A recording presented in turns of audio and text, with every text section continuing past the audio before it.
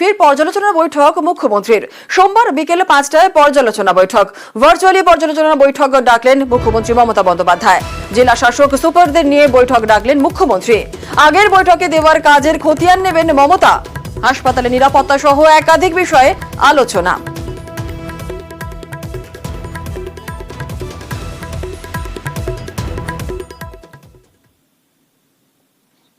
নির্বাচনী বন্ড মামলায় ফের করা কোর্ট।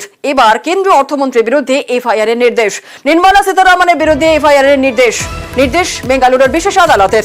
নির্মলা নাড্ডা সহ বাকি অভিযুক্তদের বিরুদ্ধে তদন্তের নির্দেশ। 3 মাসের মধ্যে রিপোর্ট জমার নির্দেশ আদালতের। বন্ডের মাধ্যমে তোলা আদায়ের অভিযোগে মামলা। জনস্বার্থ মামলায় নির্দেশ বিশেষ আদালতের। আদালতের নির্দেশের পরেই ফের জোরালো ইস্তফার দাবি। নির্মলার ইস্তফা দাবি বিরোধীদের। গত 15 ফেব্রুয়ারি নির্বাচনী বন্ডকে অসাংবিধানিক আখ্যা দেয় সুপ্রিম কোর্ট। নির্বাচনী বন্ড প্রকল্পকেও খারিজ করে সুপ্রিম কোর্ট।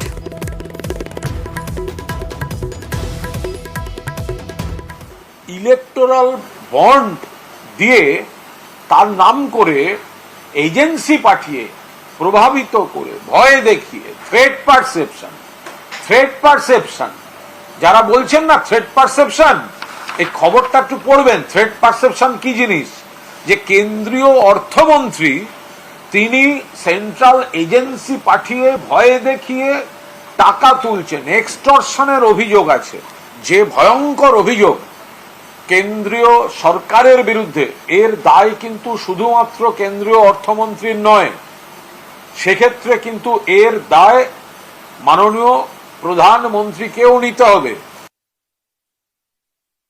हम पार्लियामेंट में ये उठाए थे कि इलेक्शन बॉन्ड डरा के लिए है, और जो ईडी इसमें जो लोगों को डाले हैं, सीबीआई का डर जो बताए, ये सब तब से चल रहा है, पार्लियामेंट इलेक्शन से पहले चल रहा है कि डरा के पैसे वसूल करके इन्होंने इलेक्शन लड़ा। और आज कोई कोर्ट गया है, किस ढंग से उसको न्याय मिलेगा हम देखेंगे।